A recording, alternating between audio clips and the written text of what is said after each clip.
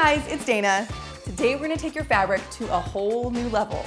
We are going to laminate it, and then we're gonna sew with it, and then your friends are gonna be like, what? You made that from a pool toy? And you're gonna be like, yeah. So let's do it.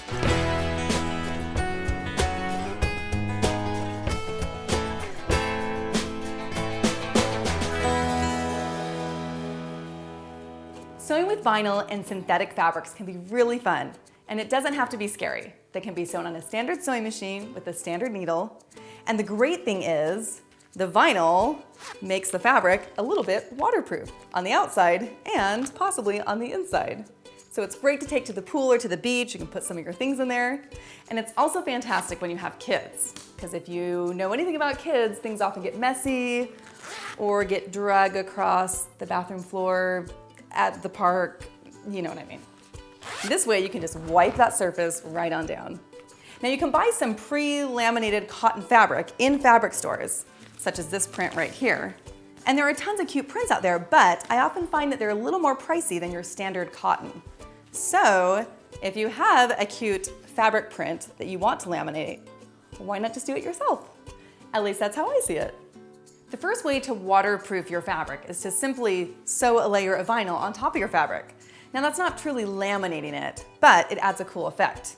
You can buy clear plastic vinyl, such as this right here, by the yard in the fabric store. And as you can see, there's another layer of tissue paper in between. The vinyl itself is actually just clear. This paper just keeps it from sticking to itself as you keep it stored. I often will use this to sew little zipper pouches and to sew tote bags. Sometimes I'll sew it with a layer of artwork in between or something fun like that.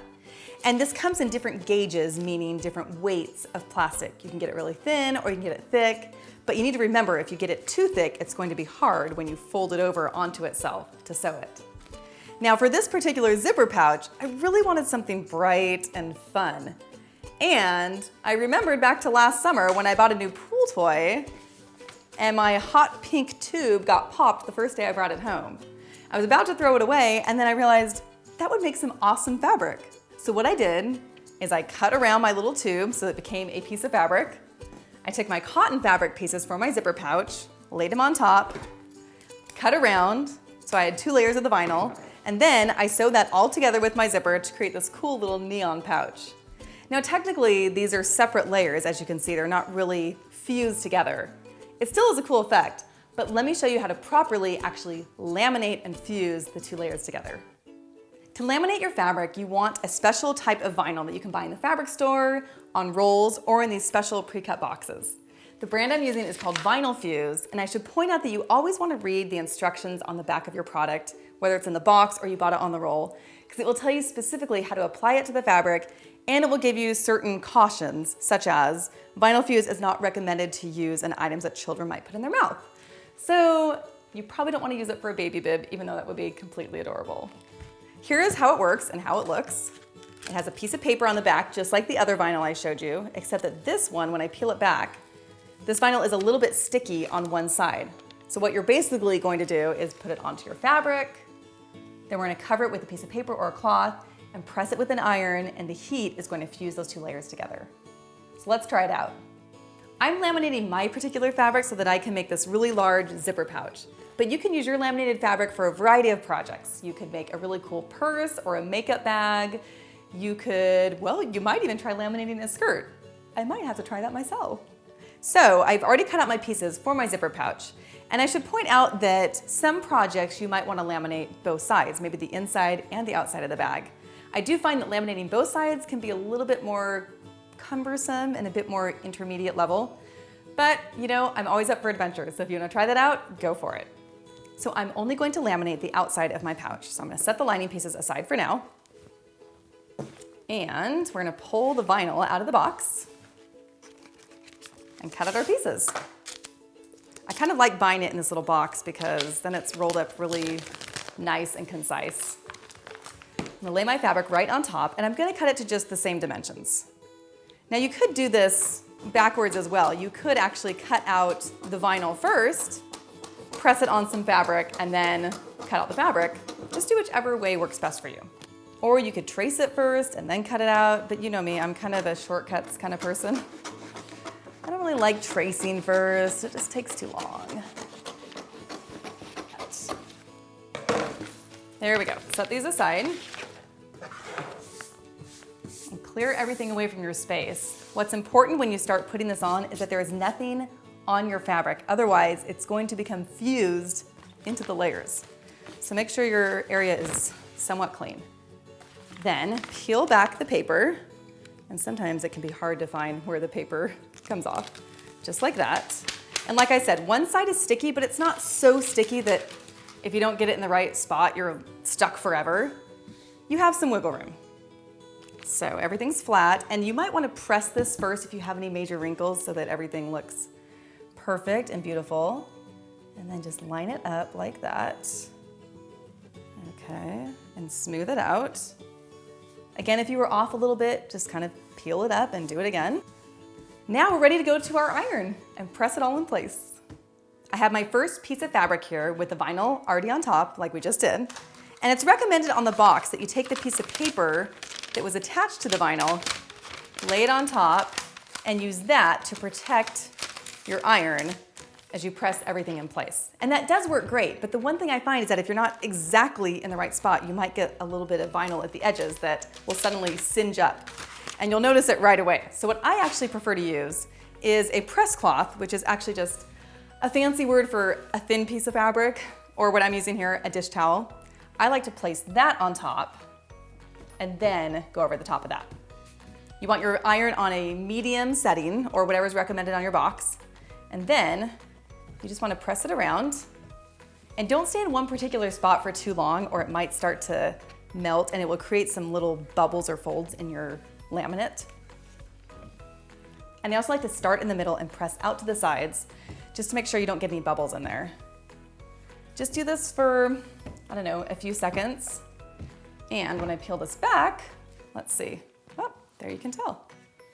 It's already somewhat together. Now flip it over to the back. Use your iron. You don't need the cloth this time, but just be careful you don't get too close to the edges. And press on the back as well. Ah, there we go. Now you saw it in action. My iron got too close to that plastic edge. Okay, let's do that again.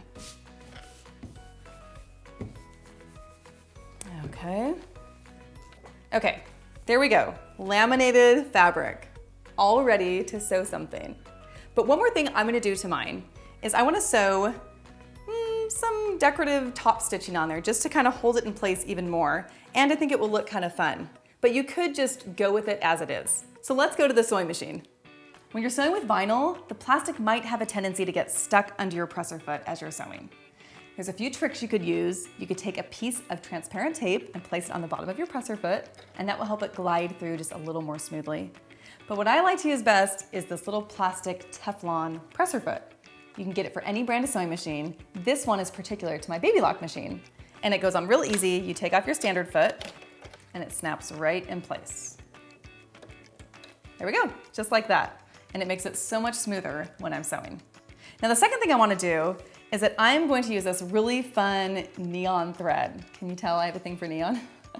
And I want to sort of quilt the top of this fabric, meaning I'm going to sew a bunch of lines on top.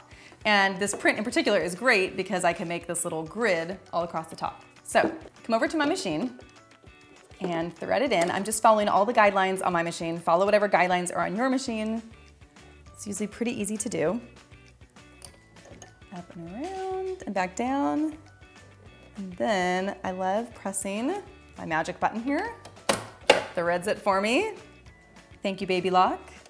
I'm keeping white thread in the bobbin, which is the bottom thread, because it's white on the back and you're not really gonna see that. Okay, I'm gonna start right in the middle of my print, sewing a line right down. Do a little back stitch at the beginning, and then just sew right down. This particular print of fabric is really great to sew this grid that I'm going to do because it has all these dots and lines there for me. It's from my Boardwalk Delight fabric collection that I designed, and you can see more about that in my other video. Okay, I did a back stitch at the end, cut my threads, which love my cutting button, and then I'm just gonna go to the next line. And if you find that you're going too slow or too fast, you can adjust your speed control over here. I'm actually gonna go a little bit faster. There we go. And you can see how smoothly the fabric is just going through the machine. It's great. Cut my threads. And you'll also notice that the fabric is not bubbling up or shifting as I'm going, and that's because we fused those two layers together.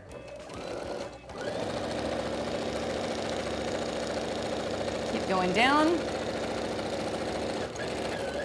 Now I'm gonna keep going and continuing this pattern all the way down, and then I'm gonna turn it and do the stripes going the other direction.